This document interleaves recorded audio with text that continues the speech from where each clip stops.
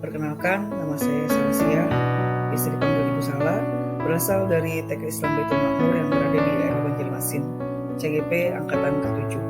Kali ini saya akan menyampaikan kesimpulan dari dasar-dasar pemikiran Ki Hajar Dewantara tentang pendidikan.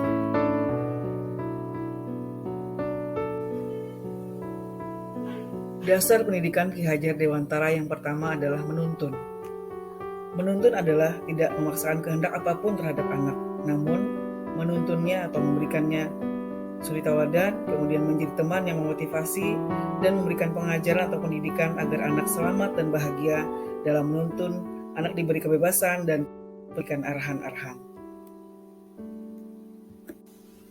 Dasar pendidikan yang kedua dari Ki Hajar Dewantara adalah pendidikan itu sesuai dengan kodrat anak dan merdeka.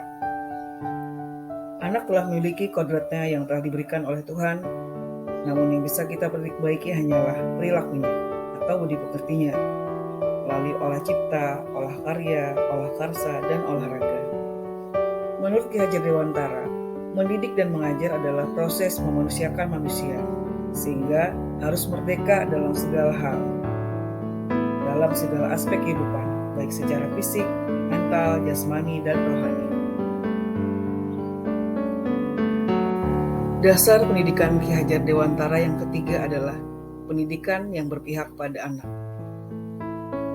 Dalam kegiatan pembelajaran, guru harus memberikan kebebasan pada siswa untuk mengembangkan ide, kreativitas, bakat, minat sesuai dengan potensi anak masing-masing dan memberikan arahan atau tuntunan agar siswa dapat berkembang sesuai potensinya atau memberikan pengajaran sesuai dengan kebutuhan siswa.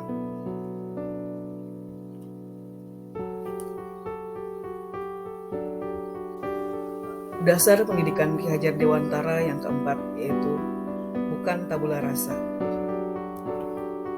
Anak bukanlah kertas kosong, melainkan benih kehidupan yang utuh.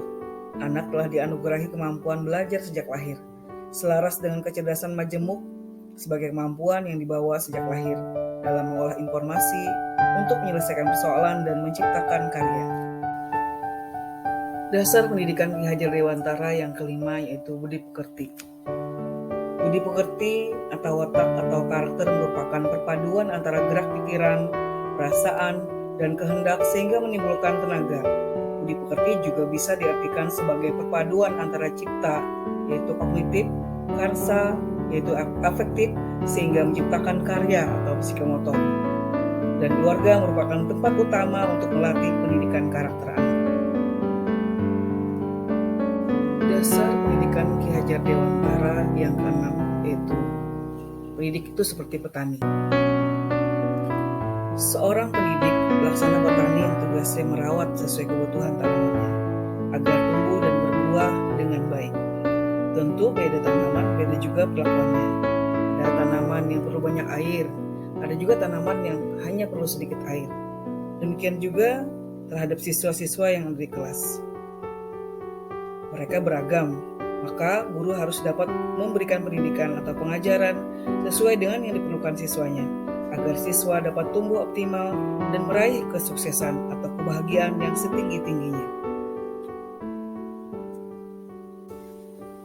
Apa yang saya percaya tentang murid dan pembelajaran di kelas sebelum saya mempelajari modul 1.1 ini?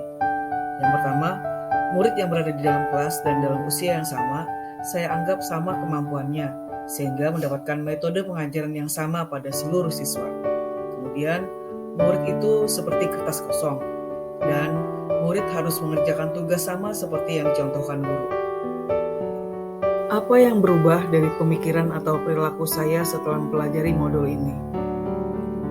Ternyata murid-murid saya tidak sama. Mereka memiliki kodratnya masing-masing atau memiliki karakteristik, gaya belajar, minat, dan bakatnya masing-masing. Murid-murid bukanlah kertas kosong. Mereka terlahir sudah memiliki kodratnya. Tugas guru menuntunnya agar dapat memperbaiki lakunya atau budi pekertinya untuk menjadi manusia seutuhnya. Bagaikan seorang petani yang merawat tanaman dengan sebaik-baiknya, seperti itulah seharusnya seorang guru. Murid-murid tidak harus berpendapat atau mendapatkan tugas yang sama, tapi guru bisa menuntun dengan berbagai macam kegiatan agar semua siswa bisa berkegiatan dengan merdeka sesuai dengan karakteristik, gaya belajar, minat, bakatnya anak masing-masing atau merdeka belajar.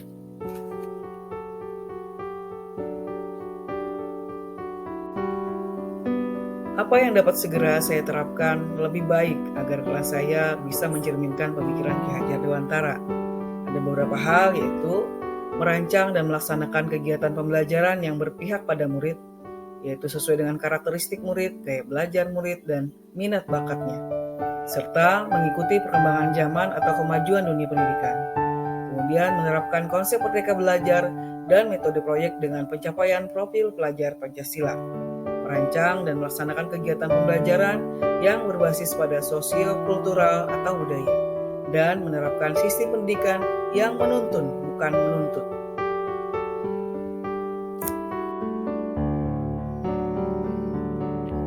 Ini adalah salah satu contoh kegiatan pembelajaran sesuai konteks lokal sosial budaya, di mana kami melaksanakan permainan tradisional Banjar, yaitu bermain dakuan melalui proyek anak membuat dakuan dan memainkan dakuan bersama teman.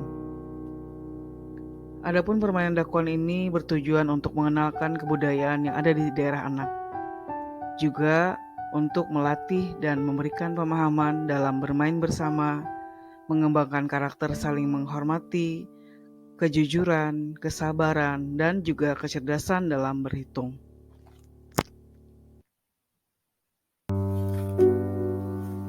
Demikian pemaparan saya tentang dasar-dasar pemikiran Ki Hajar Dewantara tentang pendidikan.